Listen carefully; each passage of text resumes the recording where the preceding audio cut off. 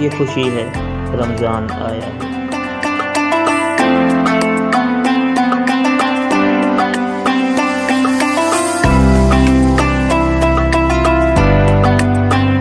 یہ خوشی ہے رمضان آیا ہے۔ عرش پر کبھی فرش پر، کبھی ان کے در کبھی در بدر، غم عاشقی تیرا شکریہ میں کہاں کہاں سے گزر گیا۔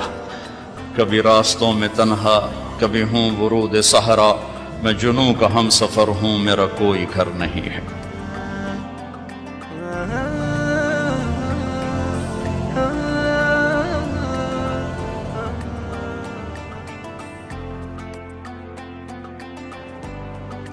میں ابھی آ رہا تھا تو ایک ہمارے یہ ٹورزم کے چیئرمین ہیں، وہ گئے ہوئے تھے کوریا، ان کا فون آیا، میں نے فون کیا، آگے کہنے کہ میں یہاں آیا، لوگ بڑے انوسینٹ ہیں، اگر یہاں اسلام کی دعوت چلے۔ میں نے ایک کو دعوت دی کہ تم یہ دیکھ رہے ہو پہاڑ، یہ دریا، یہ درخت، یہ سبزہ، یہ سب کس نے بنایا؟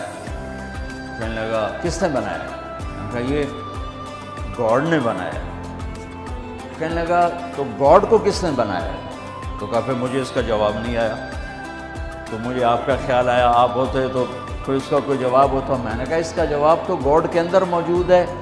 لفظ گاڈ اس ہستی پر بولا جاتا ہے جسے کسی نے نہ بنایا۔ لفظ کی وجہ یہ ہے، لفظ کے اندر یہ معنی ہے کہ وہ ہستی، وہ ذات جسے کسی نے نہ بنایا ہو، اسے گاڈ کہتے ہیں انگلش میں، اسے اللہ کہتے ہیں عربی میں، اسے خدا کہتے ہیں فارسی میں، اسے یزداں کہتے ہیں فارسی میں، اسے بھگوان کہتے ہیں ہندی میں۔ جسے کسی نے نہ بنایا ہو وہ اللہ ہے۔ باقی یہ جتنے الفاظ ہیں یہ اللہ کا پورا ترجمہ نہیں بنتے، اس لیے میں عام طور پہ اپنے بیانوں میں کہتا ہوں ہمارے بر صغیر میں لفظ اللہ کے لیے خدا استعمال ہوتا، خدا خدا خدا خدا۔ میں یہ کہا کرتا ہوں کہ اللہ کا ترجمہ صرف اللہ سے ہوتا ہے، لہٰذا خدا کی بجائے اللہ کہا کرو، اللہ کہا کرو، کہو اللہ۔ آسمان تک نور پھیل گیا ہے، آسمان نہیں عرشوں تک نور پھیل گیا ہے۔ وہ ذات جسے کسی نے نہ بنایا ہو اس کا نام ہے اللہ۔ جس نے سب کچھ بنایا اس کا نام ہے اللہ۔ جس نے کسی چیز کو اٹھایا، جس نے کسی چیز کو بچھایا، کسی کو بہایا، کسی کو گاڑ دیا، کسی کو اڑا دیا، کسی کو دبا دیا، کسی کو مار دیا، کسی کو پرواز دے دی، کسی کو پستی دے دی، کسی کو بلندی دے دی، اس کا نام ہے اللہ۔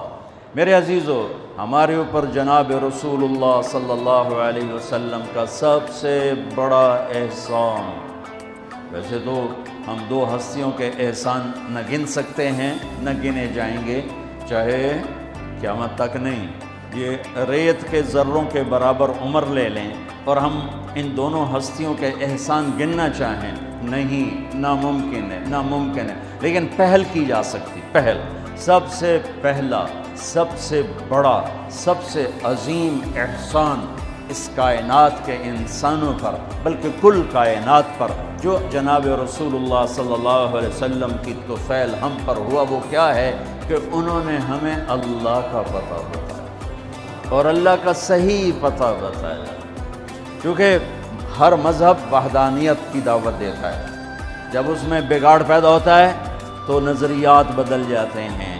تو موسیٰ علیہ السلام نے لا الہ الا اللہ کی دعوت دی، لیکن یہود نے عزیر ابن اللہ، انہوں نے عزیر علیہ السلام کو اللہ کا بیٹا بنا دیا۔ عیسیٰ علیہ السلام نے لا الہ الا اللہ کی دعوت دی، لیکن قالت النصارى المسیح ابن اللہ، لیکن نصارہ نے کہا کہ عیسیٰ علیہ السلام اللہ کا بیٹا ہے۔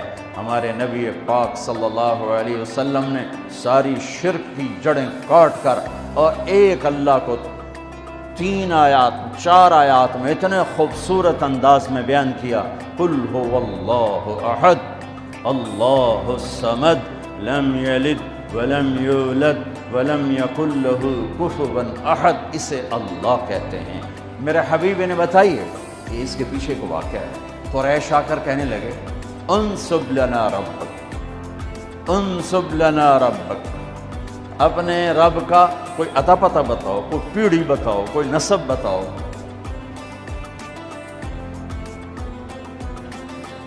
تو ہمارے نبی کے فرمانے سے پہلے جبریل اترا، یا رسول اللہ تعالیٰ فرما رہے ہیں کہ یہ آپ کے رب کی پہچان ہے، یہ آپ کے رب کا تعارف ہے، کیا ہے؟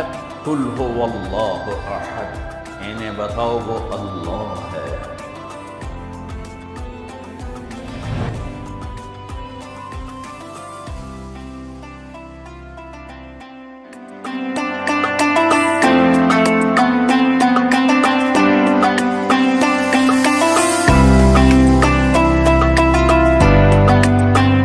یہ خوشی ہے رمضان آیا ہے۔